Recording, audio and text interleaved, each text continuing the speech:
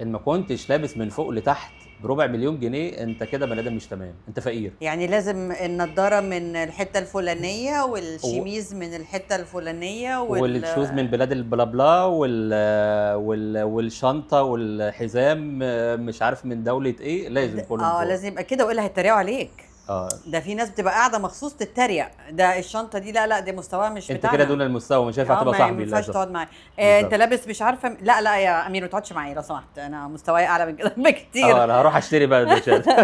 على فكره البس براندات، اعملوا اللي انتوا عايزينه، لكن ما تبقاش الموضوع كله منحصر في هو لابس ايه وبيتحرك ازاي وجاب دي منين وجاب دي منين. ما ينفعش، الحياه مش كده. للاسف الموضوع ده بقى فيه نقطتين مهمين جدا. النقطه الاولى ان بقى التقييم على على الشكل واللبس وانت لابس ايه وبراند ايه وايه وايه.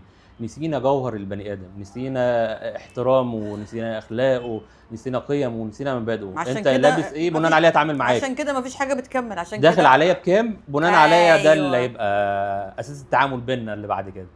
لا طبعا بني ادم مش بالبراندات ولا بالفلوس ولا دي حاجات ربنا مديها لنا نكمل بيها. للاسف احنا خليناها اساسيه للسعاده، ما بقتش بتحس بالسعاده الا لما اروح عند فلان. لا على فكره فلان يعني هم بيعملوا كده وما بيحسوش بالسعاده، عشان بس نبقى متفقين. هو بس المنظر ان هو انا لابس من الحته دي، انا اقدر اجيب ده، انا اقدر اعيش في الحته الفلانيه، انا معايا اللي يخليني ابقى بس باين مشهور. على فكره هو من جوه بيبقى مش سعيد.